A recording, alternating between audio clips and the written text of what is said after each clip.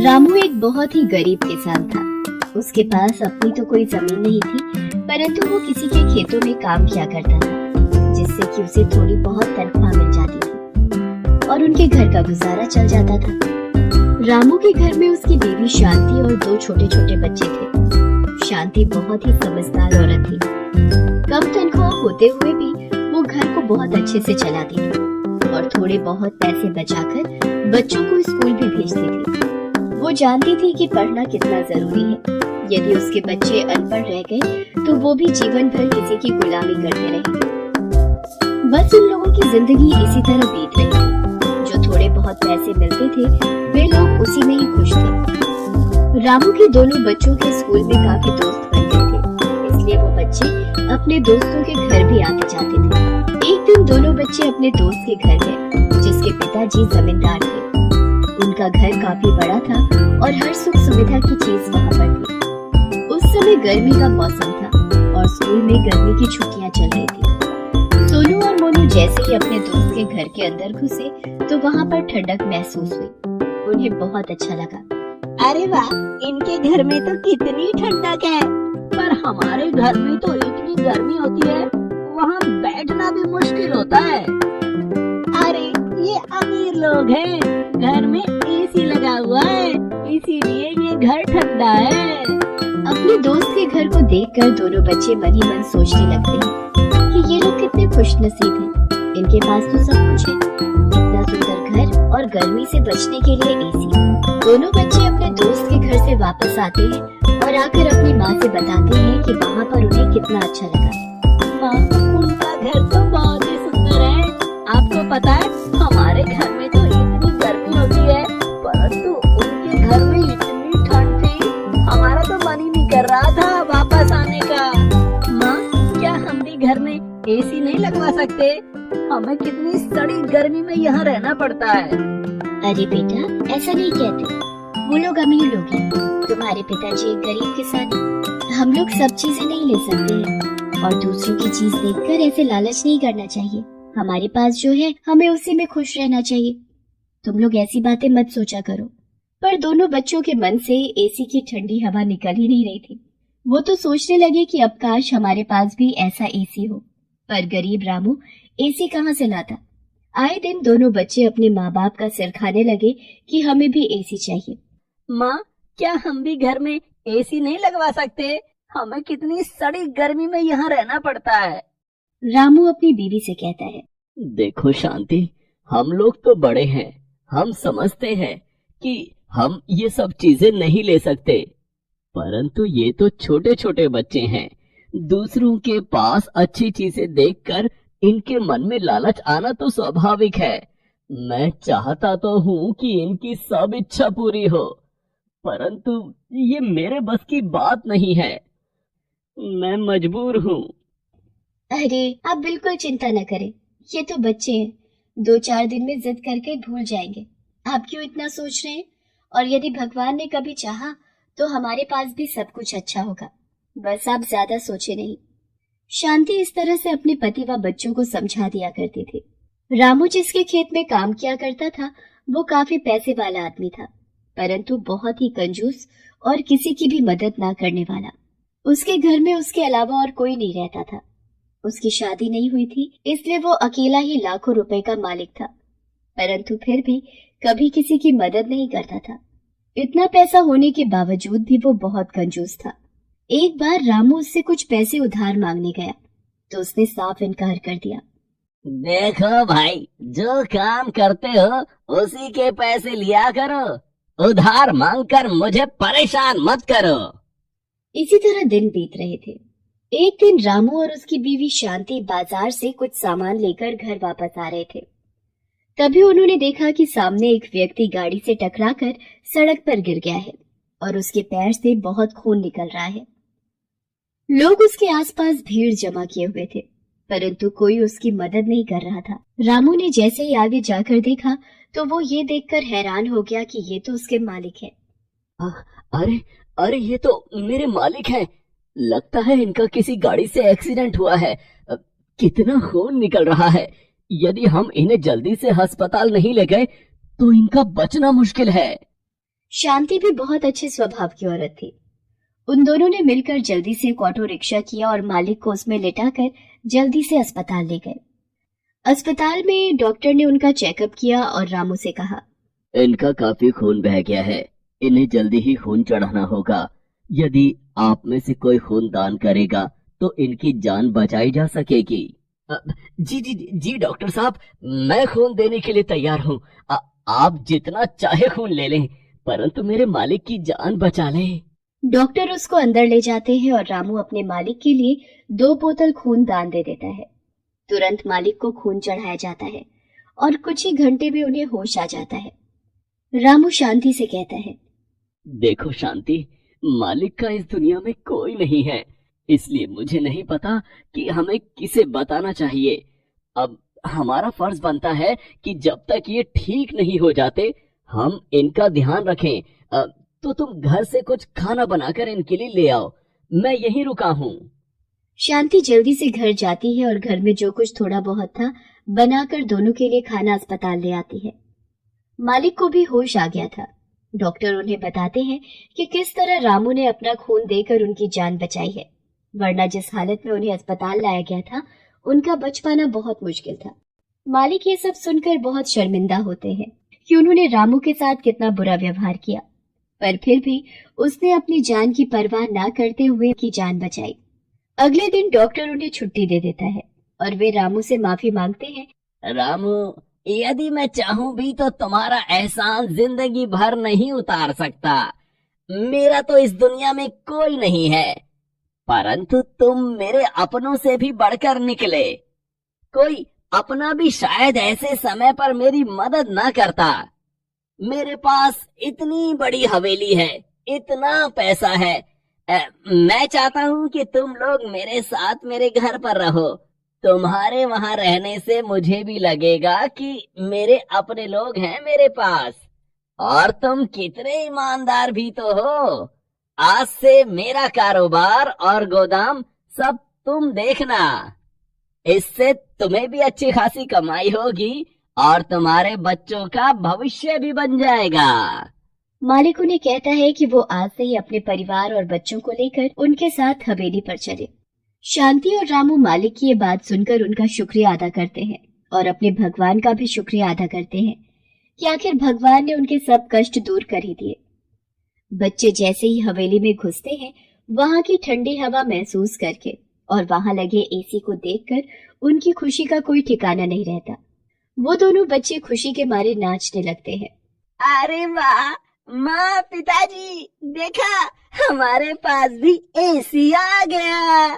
अब हम भी बहुत शान और मजे से रहेंगे। बच्चों की खुशी देखकर रामू और शांति बहुत खुश होते हैं। वे अपने लिए तो ना सही, पर बच्चों के लिए सब चाहते थे। बच्चों ने जब से एसी की जिद लगाई थी, तभी से रामू और शांति चाहते थे कि भगवान उनके बच्चों को भी अच्छी जिंदगी और सुख सुविधा की सब चीजें दे। भगवान ने आखिर उनकी सुन ली थी। अब वो लोग हवेली में बहुत शान से रहते थे और अब एक गरीब किसान के पास भी एसी था। इसके बाद से वो लोग बस खुशी खुशी रहने लगे। अब उनकी जिंदगी में किसी चीज की कोई कमी नहीं थी। नामदेव एक गरीब मछुआरा था। अब उसकी उम्र हो चुकी थी। बच्चे भी अपने अपने परिवार के साथ अलग रहने लगे थे।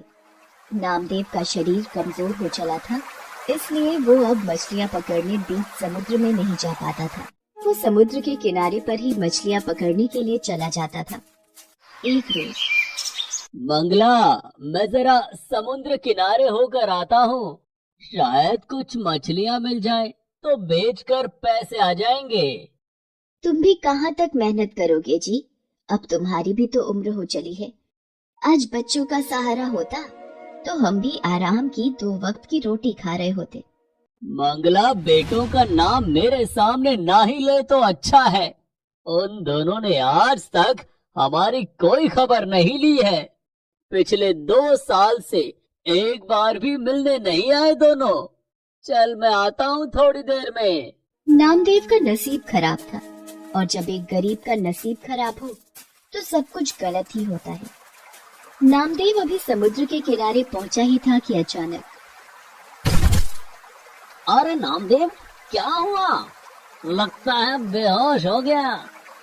भाइयों उठाओ इसे और इसकी झोपड़ी तक ले चलो। क्या हुआ इन्हें? क्या हुआ भैया इनको? पता नहीं, समुद्र के किनारे मछलियां पकड़ते हुए अचानक बेहोश होकर गिर गया। नामदेव को शायद होश आ रहा है। पता नहीं सर्वेश भैया, अचानक आंखों के आगे अंधेरा आया और मैं गिर पड़ा। उसके बाद मुझे कुछ याद नहीं। सुनो जी, तुम आराम करो और अभी कुछ दिन समुद्र किनारे जाने की कोई जरूरत नहीं है। भगवान का लाख लाख शुक्र है कि कुछ नहीं हुआ, तुम ठीक हो। पर मंगला, अगर मैं समुद्र किनारे मछलियां पकड़ने नहीं गया तो हमारा गुजारा कैसे होगा? तुम चिंता मत करो, जब तक तुम ठीक नहीं हो जाते तब तक मैं समुद्र किनारे मछलियां पकड़ने जाऊंगी। पर मंगला, अब तो तुम्हारी भी उम्र हो चली है, कैसे जाओगी? सुनो जी, उम्र भले ही कितनी हो जाए पर इंसान की हिम्मत कभी नहीं बदलती। इंसान का विश्वास वैसे का वैसा ही रहता है जैसा उसने सोचा होता है। एक बार कोशिश कर लेने में क्या जाता है। मैं कल सुबह ही मछलियां पकड़ने समुद्र किनारे जाऊंगी और तुम कुछ दिन आराम करो। मंगला टोकरा और मछली पकड़ने का जाल लेकर समुद्र किनारे निकल पड़ती है। मंगला पूरा दिन जाल लेकर समुद्र किनारे बैठी रहती है, पर उसके जाल में एक भी मछली नहीं फंसती। तभी लाखन नाम का एक मछुआरा वहां आता है। अरे मंगला ताई, जितनी मर्जी कोशिश कर लो, तुम्हारे जाल में मछली नहीं फंसने वाली। ये हम जैसे सालों से मछली पकड़ने वाले मछुआरों का ही काम है, तुम्हारे बस की नहीं है। ताई, घर वापस चली जाओ और जाकर रोटी बनाओ। मंगला निराश होकर घर वापस लौट आती है। नामदेव उसे कहता है, निराश क्यों होती हो मंगला? कोई बात नहीं, आज कई वर्षों बाद तुमने मछली पकड़ने का काम किया है।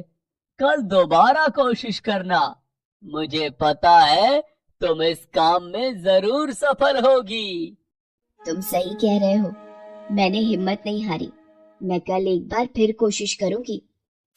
अगले दिन मंगला दोबारा मछली पकड़ने के लिए समुद्र किनारे जाती है। लाखन उसे कहता है, मंगला ताई, दोबारा फिर क्यों आ गई?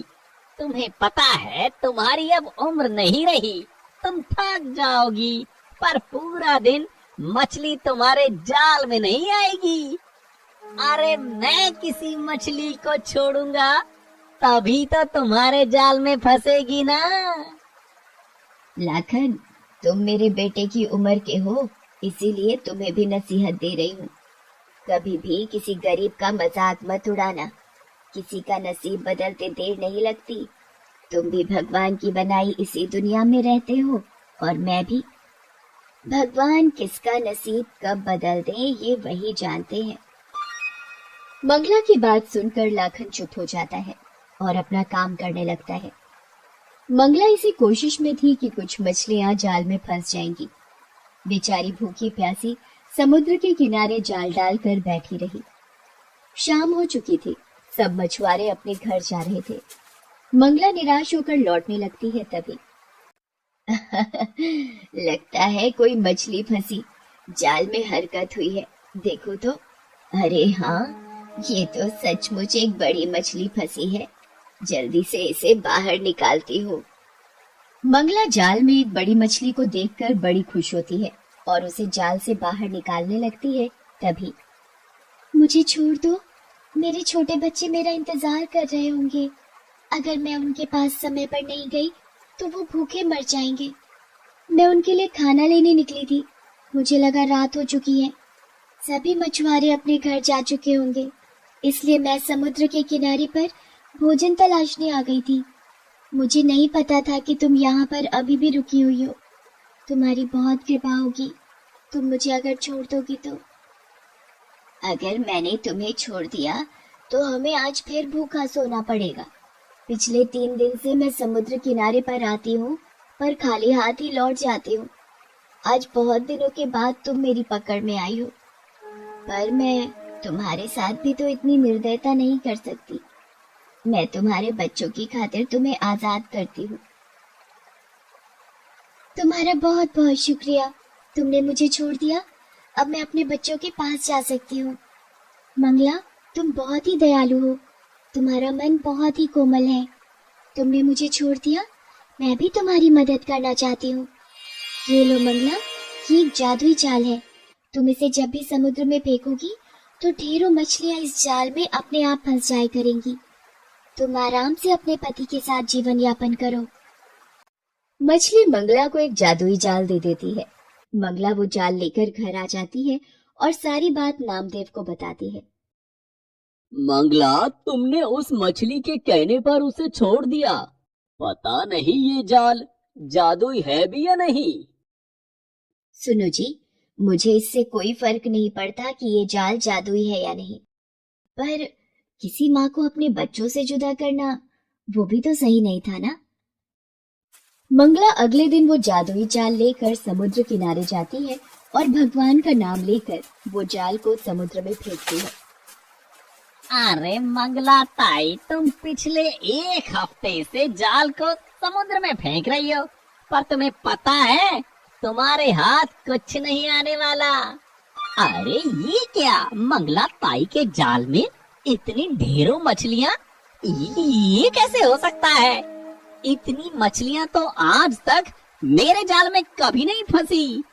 और मंगला ताई ने एक बार ही जाल फेंका और उसी में ढेरों मछलियाँ आ गई। इसका मतलब वो मछली सच कह रही थी, उसने मुझे ये जादुई जाल दिया था। भगवान, आपका लाख लाख शुक्र है। आज मेरी बहुत कमाई हो जाएगी और आज हम पेट भर भोजन कर सकते हैं। मंगला सारी मछलियों को टोकरी में भरकर बाजार ले जाती है और उस दिन उसकी बहुत कमाई होती है। वो खुशी खुशी घर आती है और नामदेव को सारी बात बताती है। मंगला, आज मैं बहुत खुश हूँ। तुम्हारे नसीब से आज हमें भरपेट भोजन खाने को मिल रहा है। तभी लाखन चोरी चोरी नामदेव और मंगला की सारी बातें सुन लेता है और रात में जब नामदेव और मंगला सो रहे होते हैं, वह जादुई जाल को बदल देता है और उसकी जगह मामूली जाल रख देता है। अब देखता हूँ मंगला ताई कैसे जादुई जाल से मछलियाँ पकड़ती है। अब ये जादुई जाल मेरा है और समुद्र की सारी मछलियाँ भी मेरी ही होंगी। अगले दिन मंगला जब जाल को लेकर समुद्र किनारे पहुंचती है तो दोबारा उसके जाल में मछलियां नहीं फंसती। ये देखकर लाखन हंसने लगता है और वो जादुई जाल को समुद्र में फेंकता है। लगता है जादुई जाल ने अपना काम कर दिया। मेरे जाल में बड़ी मछली फंसी है। अरे ये तो बड़ी शार्क है, ये तो मुझे काट रही है। अब मैं कैसे बचूं? कोई मुझे बचाओ, ये शार्क मुझे काट रही है। ये जाल मेरे हाथ में छूट क्यों नहीं रहा है? ये जाल तो मेरे हाथ में उलझता ही जा रहा है। मछली मुझ पर हमला कर रही है। मंगला ताई, ये तुम्हारा ही जादुई जाल है। मैंने कल रात चोरी से बदल दिया था, मुझसे गलती हो गई। मंगला ताई, बचाओ मुझे। मंगला लाखन के हाथ में उलझा जाल जैसे ही हटाती है, शार्क मछली वापस पानी में चली जाती है। मंगला ताई, ये लो तुम्हारा जादुई जाल। ये तुम्हारे ही नसीब का है। मैंने बेईमानी करके इसे तुमसे छीनने की कोशिश की, पर आज मुझे इसका सबक मिल गया है। चोरी करने की वजह से आज मेरी जान भी जा सकती थी। मुझे माफ करना मंगला ताई। आज के बाद मैं किसी का भी मजाक नहीं उड़ाऊंगा और ना ही कभी किसी की चीज पर कब्जा करने की सोचूंगा।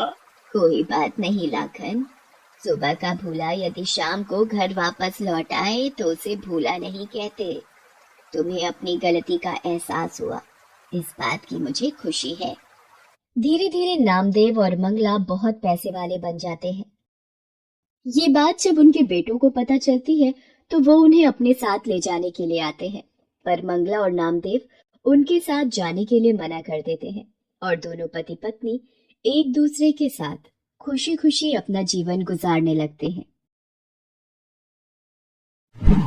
Please subscribe this channel.